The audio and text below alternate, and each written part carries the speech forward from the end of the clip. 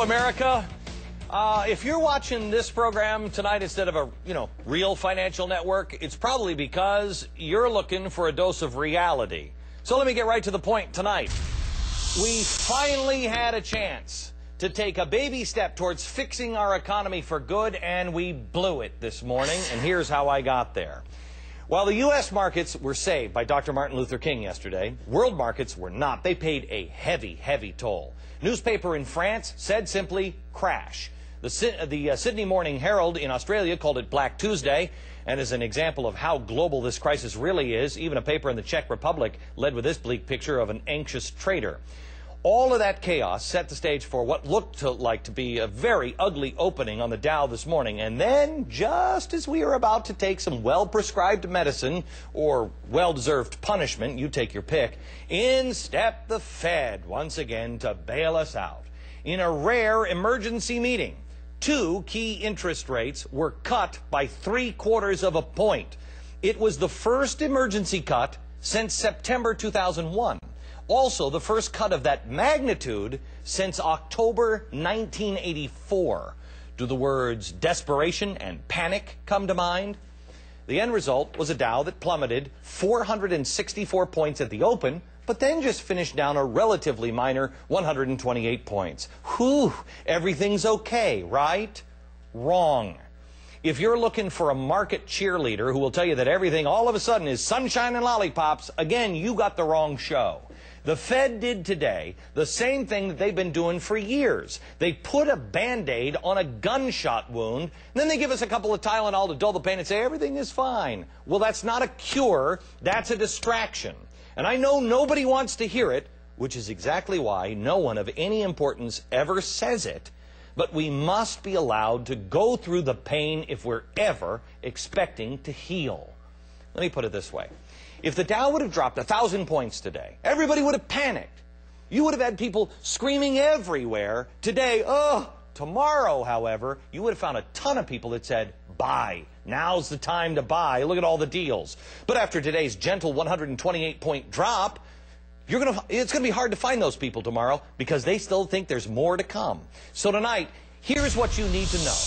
Just as we overprescribe antibiotics and we've created a flesh-eating superbug, overprescribing quick economic fixes created this crisis. And you only need to look back at recent history for proof. Earlier this decade, the Fed was so concerned about the recession in the wake of the tech bubble that they swooped in and slashed interest rates 12 times in less than 2 years. The result?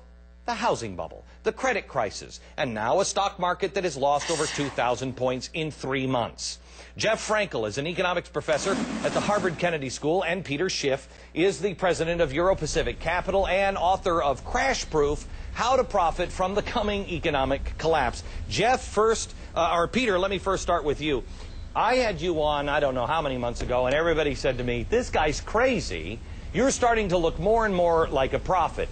Today, I don't believe, with this 128-point drop, anybody worth their salt actually believes this thing is over. No, of course not. I mean, first of all, the only reason we're down 120 points is because of that rate cut. I mean, what's going to happen the next time the Dow drops 500 points on the open? Is the Fed going to be able to have another rate cut? You know, you said it in the intro. We've got to take our medicine. You know, it's the same thing with this stimulus package. What do they want American consumers to do? Spend more money. Well, how did we get into this mess? We spent money we didn't have, and now we're struggling to pay the debt, and the government wants us to spend even more. Jeff, I said this on the radio today, that I understand the economy because I'm a dad. I'm a dad. If I want my children to be strong, I don't give them what they want, I give them what they need. And sometimes it hurts, but it's the right thing in the long run. You think yet another Fed rate might be on the way. Well, it's quite possible. I mean, you two are taking sort of an unusual position. Everyone else in the financial markets is saying, oh, it's too little, too late. I have a lot of sympathy with what you're saying. I do think a lot of our problems are stemming from excessive monetary ease for the last 7 years and excessive fiscal expansion for the last 7 years. We've dug ourselves in a pretty deep hole.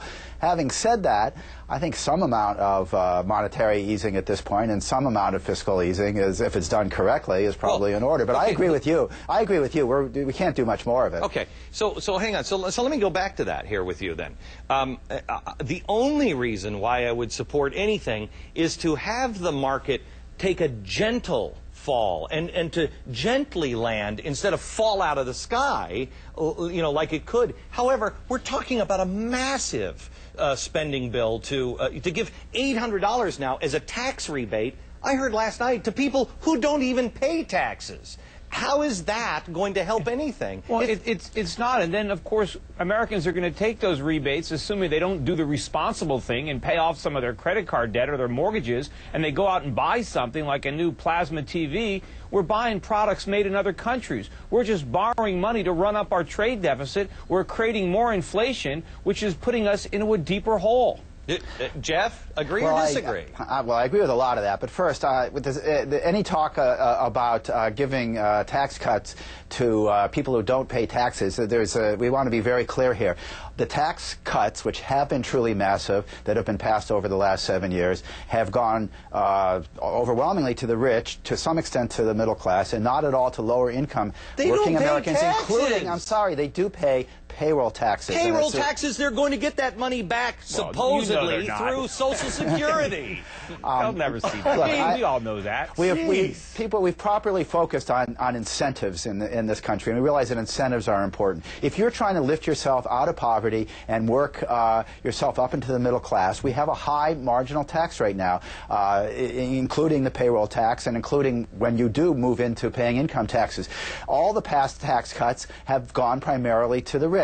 And I think it is time to give some of it to lower income working Americans, both because they're going to spend it. Nice of you to join us, Stalin. But what about this redistribution of wealth? But the people who are getting hurt the most by the inflation tax, which is what the government is giving us with these, the stimulus package, they're creating money, they're debasing our money, and we're getting inflation. And it's the poor people who are struggling with higher food prices and higher energy prices as a result of what the government is doing. Jeff, why is more inflation going to help the poor? Here's my point. I say the real cure is you cut spending, you stop the government from spending all of this money, because that's what's really coming down our road and breathing heavy down our necks in about 4 years. Beyond that, if banks got greedy, let them pay the price for it. If you signed an interest-only loan, you are too stupid to own a house. You should lose the house. Let the people that made mistakes pay for the price. Pay the price. Why should the American taxpayer come in and bail out a system and let them not feel the pain? Do you think anybody's going to learn the lesson? You're right. They shouldn't. Jeff? You're talking about the principle of moral hazard, and you're entirely right. This administration has been very big about talking about it and then bailing people out. It's horrible. The problem is, horrible we can't afford to bail anybody out. The government doesn't have any money. The government can only create money out of thin air, which means it debases everybody's savings. We can't bail out ourselves. Well, I mean, after the hundreds of billions of dollars we've had in tax cuts for the rich, and after the rate of increase of spending, which has been 3 times higher in this decade than in the 90s, I think we can afford a little bit of a fiscal stimulus. You know what? I am with. We're broke. You're exactly right. Let's just cut it all off. Thank you so much, Jeffrey, Peter. I appreciate it. We'll continue this conversation, I'm sure. Coming up, we've got bad news.